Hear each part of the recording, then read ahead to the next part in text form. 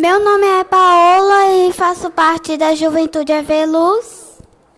Meu nome é Maria Helena e eu também faço parte da Juventude Aveluz. E hoje nossa entrevista será com... Eu sou Michele Rincon e estou aqui também como trabalhadora do Aveluz. Então, vamos lá. Primeira pergunta. Michele, o que significa moral para o Espiritismo? Bom, Paola, a moral para o Espiritismo é tudo aquilo que está sintonizado com as leis divinas e, por conseguinte, no desenvolvimento, do amor, da caridade, da justiça. A moral ela está muito sintonizada, ela está muito ligada à questão do desenvolvimento das nossas virtudes. Segunda pergunta é, se Jesus é amor, por que ele diz para odiar pai e mãe? Nesse contexto, o odiar ele pode ser compreendido como algo diferente, como se diferenciar de pai e mãe. Nessa questão especificamente, não se diz o odiar, não se pode entender o odiar como um sentimento de não querer bem a pai e mãe. É sim querer bem a pai e mãe, mas não ficarmos reféns ou não ficarmos tão conectados com todos os ensinamentos deles que possam ser, em algum momento, dissonantes com o ensinamento do Cristo, que é a lei de amor maior. Então, se em algum momento os ensinamentos de pai e mãe estiverem um pouquinho diferentes da doutrina cristã, que a gente possa entender as dificuldades dos nossos pais em relação a isso e tomar o caminho que é o caminho do bem, da fraternidade, do amor, com todo respeito, mantendo todo o respeito a pai e mãe. Não se deve entender esse odiar pai e mãe no sentido literal, ou seja, no sentido estrito da palavra que a gente costuma aplicar no nosso dia a dia, mas sim como sentido de devemos entender as dificuldades dos nossos pais e tentar fazer o que Cristo fala, a gente sempre amar e aplicar inclusive o amor na compreensão de que nem sempre os nossos pais vão ter todas as respostas para tudo, as respostas muitas vezes a gente vai ter que buscar por nós mesmos.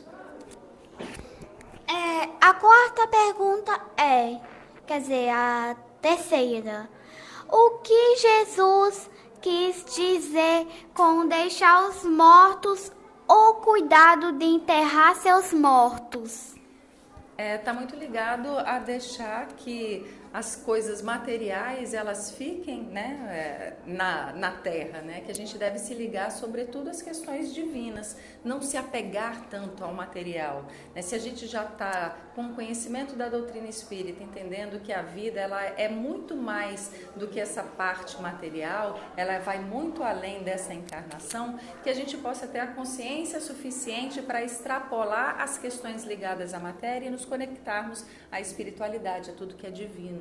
Então, nesse sentido, que a gente possa deixar os mortos, enterrar os mortos, deixar quem ainda não despertou a sua consciência para a divindade, fazer o que lhe cabe e a nós, como diz Chico Xavier, sermos melhores a cada dia. A quarta pergunta é, o que Jesus quis dizer com não vim trazer a paz, mas sim a divisão?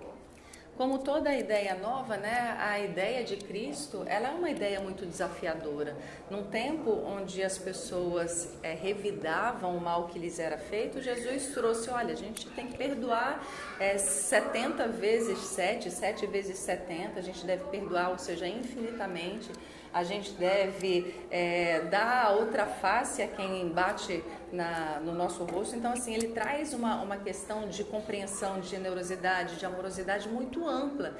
E esse conhecimento é desafiador, inclusive nos dias atuais, para a nossa humanidade, para as nossas dificuldades. Então, quando ele vem trazer essa questão de divisão, não é a divisão simplesmente que a gente está acostumado a entender no nosso cotidiano, mas a divisão do que nos faz bem e do que nos faz mal. Se a gente entende né? Que não faz mal, não faz bem guardar mágoa, não faz bem a gente ficar invejando, não faz bem a gente ficar olhando só pra gente, que o certo é a gente olhar para os outros com mais amorosidade, a gente fazer pelos outros o que a gente gostaria que fizessem pela gente, né? Quando a gente chega a esse entendimento, significa que a gente tem que se dividir, deixar a velha história, os velhos pensamentos de lado, né, para a gente poder caminhar com mais assertividade no que Jesus veio trazer para a gente. A quinta e última pergunta é: o que Allan Kardec quis propor com as falas de Jesus que soava estranho a tudo que ele pregava? Quando a gente tem no capítulo 23, né, a estranha moral, Allan Kardec ele traz para a gente essa perspectiva de que, na verdade, Cristo ele era tão vanguardista, ele era tão à frente do seu tempo, que muitas vezes o que ele falava a gente não tinha condições de compreender. Quando ele falava de abandonar pai e mãe, né, não é abandonar pai e mãe, é abandonar as ideias que, por uma questão circunstancial, pudessem estar em dissonância com as leis divinas. Quando ele fala em deixar os mortos enterrar seus mortos, que a gente se conectasse à espiritualidade e deixasse a materialidade. Quando ele fala da divisão da espada, ele fala da luta interna da gente com a gente mesmo e com as nossas dificuldades, para que a gente possa acabar, né, com os nossos maus pendores, com as nossas más tendências, o orgulho, a vaidade, o egoísmo. Então, assim, Jesus tinha uma estranha moral, se a gente for colocar até para os dias atuais, ele é muito vanguardista, ele está muito à frente do seu tempo, em todos os tempos, e tudo que ele propõe era muito profundo. Então, não é o estranho no sentido de incoerente, porque ele tinha sim uma coerência em tudo que ele fazia, em tudo que ele pregava, mas que pode ser realmente muito mais desafiador, dado as nossas imperfeições.